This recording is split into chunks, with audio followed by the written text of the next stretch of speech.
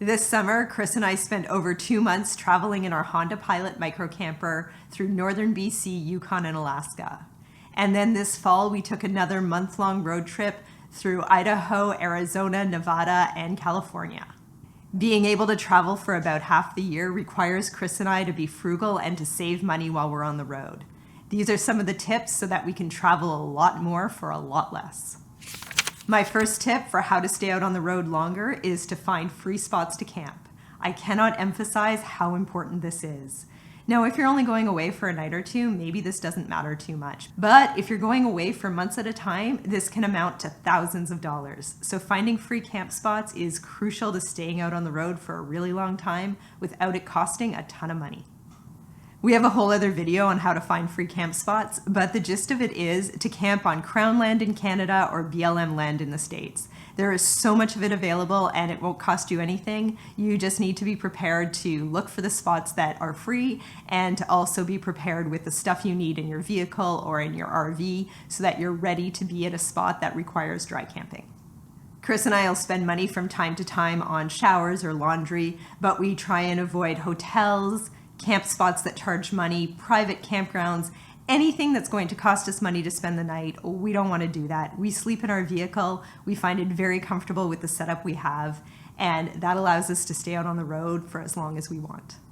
My next tip for how to stay out on a road trip for as long as you can is to eat grocery store food.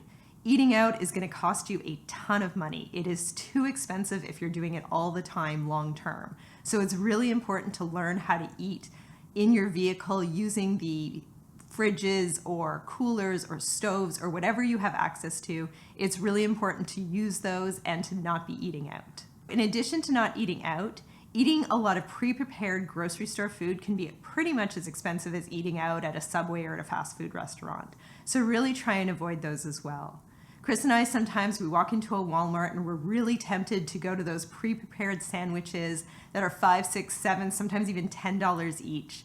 That can add up a lot over time. It's so much better if we can just buy the bread and buy the stuff we want to put in our sandwich. It'll last us for days and it'll cost us a fraction of the cost of those pre-prepared sandwiches. Now, to make it easier on ourselves, sometimes we do buy a few pre-prepared food items, like those bag salads. It's a little bit more expensive, but it's not ridiculous, and we find it makes a good balance between life on the road and having a little bit of luxury. Now, not all grocers are priced the same, so Chris and I try and stick with those big box grocers. We find they are a lot cheaper. Now, Walmarts are in a lot of places, but they're not everywhere. So we know that when we're about to go into an area with only small towns and those little tiny grocery stores that tend to be really expensive, we try and stock up on as much as we can at the big box stores before we go into that area with small towns or before we go into those parks where there is very few options and the options that exist are really expensive. We try and get as much as we can at the big box stores, and then we stock up on the little things that kind of don't last very long, a few fruits and vegetables or something we might have forgotten. We buy those at the small stores, but for the most part, we stick to the lower prices at the big box stores, and we find that we save a ton of money and we're able to eat for about the same cost as we would if we were at home. Now, that being said, with the Walmarts, we do want to support the small towns we go to, so we do try and get a few things when we're there. We just really don't want to be stocking up on hundreds of dollars worth of groceries for the next 3 weeks in a small town. We want to be getting the bulk of our groceries at the big shops, and then supporting the small towns through buying some souvenirs, filling up on gas, and getting a few small supplies. Our biggest expense when we're on a road trip is the gas. Gas costs a lot of money, and depending on where you are, it can cost even more. So we always shop around for gas prices. Even if we can save 10 or 20 cents a gallon or 5-10 cents a liter, it is so helpful because that little savings over so much distance adds up to a lot. So we use Google and gas prices to try and figure out where we should be filling up so that we don't end up in the middle of a small town at the most expensive gas station we've seen in days, maybe even weeks, and having to fill up there. We try and plan out when we need gas ahead of time so that we can fill up at the cheapest places in the area. And speaking of gas prices, to keep our gas costs down, we have a vehicle that does pretty well on gas. Now we know that we sacrifice a little bit of space in our Honda Pilot tiny camper, but we do save so much money on gas. And it is so helpful because we're able to travel a lot. We're able to be agile in where we go in such a small vehicle, and we're not spending a ton of money on gas, yet we're still very comfortable inside our camper. Next up for being able to travel a lot longer on road trips is to save money on the activities you do when you're on a road trip. Chris and I are really careful about how those small activities can add up.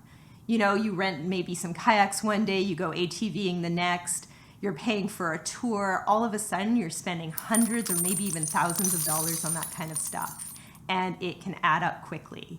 And so we try and do things that are lower cost. We do lots of things that involve hiking on our own. We have our National Park Annual Pass, which I believe we only paid about 80 USDs for. And that allows us to get into any national park for an entire year at no additional cost. We do like to do a few fun things. We rented kayaks on our last trip. That was really awesome. But we try and do those paid activities sparsely, and we really think about what we want to do when we pay for them. We don't just go out and spend tons of money every day or every week on these expensive activities. We pick and choose the ones we really want to do, and we focus on those. And the rest of the time, we try and do activities that cost us practically nothing. Okay, let's talk about showers. I definitely like to keep clean. And after a long day of hiking, you definitely don't want to be going to bed in your pajamas with your gross sweat all over you. That just feels icky, and I want to avoid it all the time. But when I pull into a place and I ask how much the shower is and they tell me it's going to be $10 a person, for Chris and I that's $20, that just seems like a ton of money to me. If we're near a town with a community center, sometimes we can get a shower there for just a few dollars, but we're not always near one, especially if we spent the day hiking in a more remote park. And so Chris and I have devised a way where we can wash at camp where we feel good. Maybe it's not as nice as a shower, but I come out feeling pretty clean anyways, almost as clean, if not as clean as I would if I took a shower. I'm still able to put on my nice PJs and feel good when I go to bed, and I didn't spend a ton of money doing it. In fact, I spent practically nothing, just the cost of my washcloth, my soap, and the water, which we try and get for free. I will touch on that in a minute. And so that's how we generally keep clean, is just by using the washing capabilities that we have within our micro camper. And maybe once a week or so, we go in and we take a proper shower, and oh, it does really feel good. But the rest of the time, we keep clean for free. And now let's talk about that water fill up. So if you go into grocers, there's often a place where you can go and you can put in your jug and you can fill it up, but you're probably going to end up paying quite a bit of money for that. Maybe it's only 50 cents a gallon or something like that, but it's still pretty expensive. And so Chris and I look for potable water stations that are free. And they are in a lot of places. Sometimes you can find them at gas stations. Make sure they are labeled potable water though. Do not be filling up with just any water. We find them a lot in national parks, at campsites. There's a lot of places to fill up for free.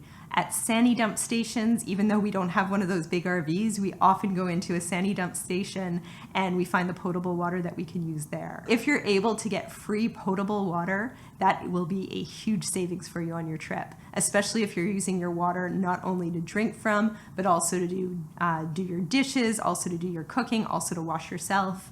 Free potable water is where it's at. Continuing on my washing theme, let's talk about laundry. Now, there are definitely ways to do laundry at camp by scrubbing it yourself. I am not there. I really want my clothes to go through that proper commercial wash cycle. And so Chris and I do go to laundromats. We shop around for them, and so hopefully we can get a wash for about $2, maybe even $1.50, and a dry for similar price. Where they really get you is on those little laundry packs. So if you go into a laundromat and try and buy a laundry pack, like the laundry soap, that can be really expensive. And so Chris and I actually carry a full-sized laundry detergent, like a soap jug, and we carry that around in the micro camper. It takes up a bit of space, but we find it totally worth it. We kind of just tuck it between the seats so it's not really in the way. It's a little bit hard to get to, but we're only doing laundry maybe once every 7 to 10 days, so it's no big deal. We grab that laundry detergent and we use that. We picked it up for a fraction of the price that you would pay for those tiny little boxes at the laundromat, and it saves us so much money so that when we go in to do laundry, we're just paying for the wash, the dry, and we're out of there pretty quickly without spending a ton of money.